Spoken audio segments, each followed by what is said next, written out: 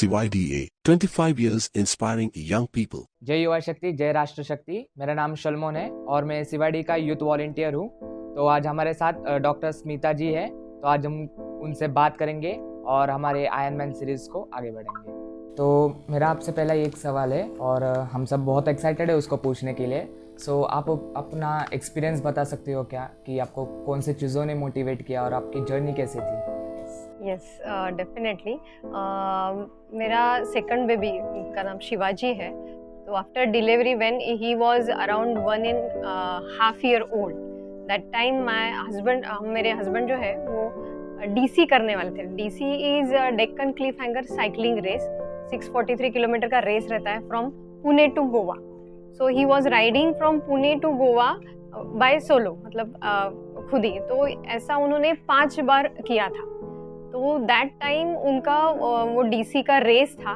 तो तभी मुझे ऐसे लगा कि ये अकेले इतना मतलब साइकिलिंग कर सकते हैं, तो मैं थोड़ा क्यों स्पोर्ट्स में नहीं आ सकती।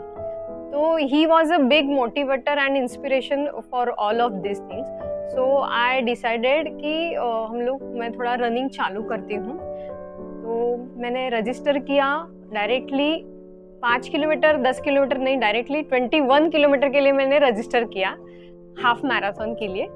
और then I started my journey in the marathon. Okay, जैसे कि आपने बताया कि आप डॉक्टर है और डॉक्टर और स्पोर्ट्स ये थोड़ा सा बहुत डिफरेंस है, एक ये पॉइंट पर एक ये पॉइंट पर, तो वो दोनों आपने कैसे मैनेज? सी, डॉक्टर के लिए सबसे ज़रूरी बात रहती है मेंटल टफनेस, पेशेंस। ये दोनों चीज़ें हमें स्पोर्ट्स से बहुत अच्छे से मिलती है। आयरन मैन एक ऐसा इंड्योरेंस स्पोर्ट है जिसमें आपको 4 किलोमीटर स्विमिंग करना पड़ता है, तुरंत उसके बाद आपको अराउंड 180 किलोमीटर साइकिलिंग करना पड़ता है, उसके बाद इमीडिएटली आपको 42 किलोमीटर रनिंग करना पड़ता है। तो ये तीनों sports 1 by 1 without taking any breaks आपको करने पड़ते हैं। तो इसके लिए आपको मेंटली बहुत स्ट्रांग रहना पड़ता है, टफ रहना पड़ता है। And same in our medical profession we need this. बड़ी बड़ी सर्जरीज रहती है, 7-7 8-8 घंटे खड़े रहना पड़ता है, पेशेंट को कन्विंस करना पड़ता है, कुछ भी हो जाए तो मेंटली आपको टफ रहना पड़ता है। तो आई थिंक मेडिकल प्रोफेशन में जो फील्ड में जो लोग हैं, जो डॉक्टर है, they can do very good things in sports. So आप हमें बता सकते हो कि आपकी अचीवमेंट्स क्या क्या है मैराथन को लेकर? अचीवमेंट्स तो जब भी मैंने हाफ मैराथन किया दूसरी बार, तो I was podium finisher at Solapur half marathon. उसके बाद I am 2 times podium finisher in DC, तब डेक्कन क्लिफहैंगर टीम रिले में 2 बार किया था मैंने द पोडियम फिनिश। देन उसके बाद I was the fastest female half Everester in 2020। Then I finished my first half Ironman event in 2021, Dubai. Then I finished full distance, full Ironman at Kazakhstan and South Africa in 2022. And just 1 month before, I finished my half Ironman at Turkey in my personal best records. And finished many half marathons in Mumbai, Pune. Tried my best over there. And other things, I like cricket and few other sports also, badminton, like that, playing over there.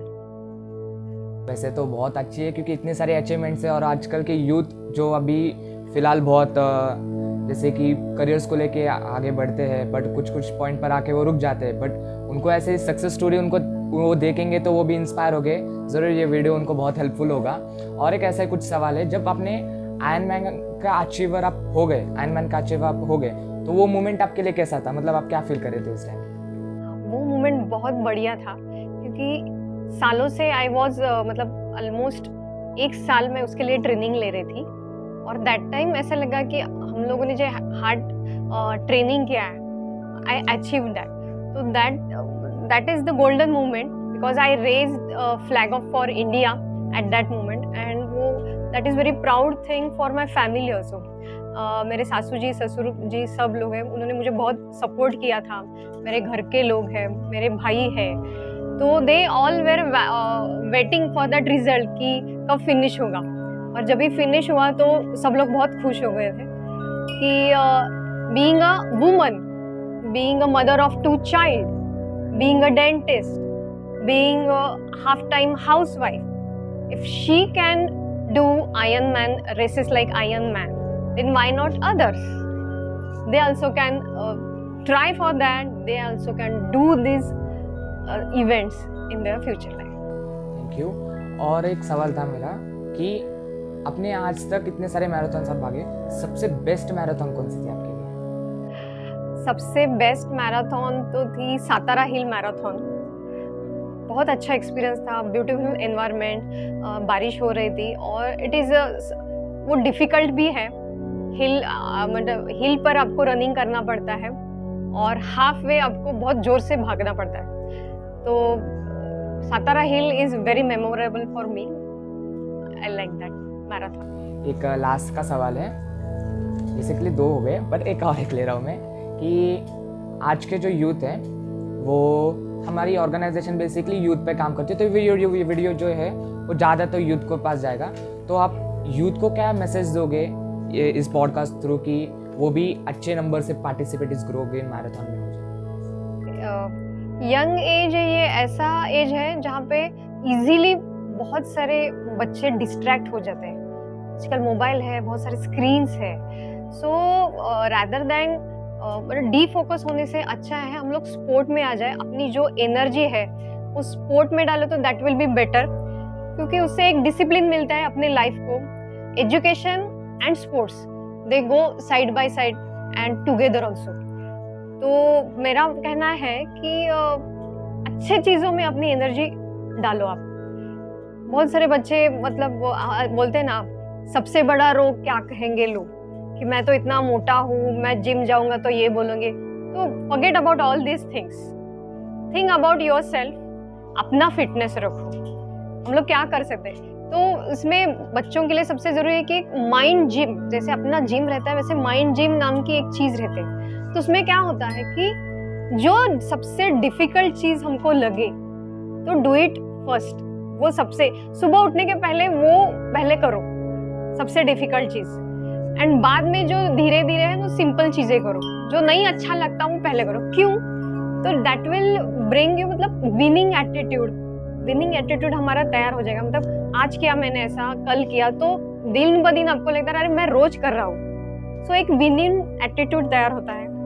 दिन भर आपको positive energy मिलेगी कि yes मैंने वो achieve किया है जो नहीं करता था, जो मुझे नहीं अच्छा लगता था। तो this is called as a mind gym. So train your mind accordingly. Mind gym कर सकते हैं। और एक बात है कि एक कार्नेरिया सबको रहता है। कार्नेरिया मतलब we give reasons for everything. अरे मैं नहीं दौड़ सकता क्योंकि मेरे पैर में दर्द होता है, मुझे डायबिटीज है, शुगर है, तो मैं इतना भाग नहीं सकता। These are all reasons. Forget about all these reasons. हम लोग बहुत रीजन कार्नेरिया कारण वो देना छोड़ दीजिए। उससे अच्छा है कि थिंक ऑन दैट। उसके लिए हम लोग और क्या कर सकते हैं, ऑप्शंस रहेंगे, वो ढूंढो and do it for your health, do it for your future. ये ज़्यादा अच्छा रहेगा। ये लास्ट सवाल है मेरा। बेसिकली आजकल हम देख रहे हैं कि बहुत सारा पोल्यूशन बढ़ रहा है, लोग झाड़ काट रहे हैं, डेवलपमेंट हो रही है बट साइड बाय साइड लोग झाड़ काट रहे हैं और कोई डिफॉरेस्टेशन हो रहा है। ऐसे बहुत सारे पॉइंट्स आ रहे हैं जो कि इन्वायरमेंट को हार्म कर रहा है। तो उसको ही हम अवेयरनेस करने के लिए गो ग्रीन मैराथन कर रहे हैं। तो आप एक लास्ट का ऐसा कौन सा मैसेज देना चाहोगे कि आप उसमें पार्टिसिपेट हो और गो ग्रीन मैराथन को पोर्ट्रेट करो? गो ग्रीन मैराथन एक बहुत अच्छी मैराथन है एंड ये this marathon is spreading awareness regarding the greenness. Less pollution होगा उससे। तो अच्छा है कि हम लोग ट्रीज ना काटे, जिससे चाहे प्लांटेशन बढ़ाए। सीड बॉल जो रहता है वो सीड बॉल हम लोग प्लांट कर सकते हैं। नए नए छोटे जो ट्रीज रहते हैं वो उसके सीड्स जमा करके वो हम लोग नया प्लांट बना सकते हैं उससे। तो use cycle rather than using bike, 4-wheelers to avoid the pollution। तो ग्रीनरी अपनी बड़ी रहेगी और अच्छा खासा एनवायरनमेंट रहेगा। और हम लोग ज्यादा दिन ये पृथ्वी पर रह सकेंगे। Go green Pune marathon. To donate and to get more information, log on to www.savadiaindia.org.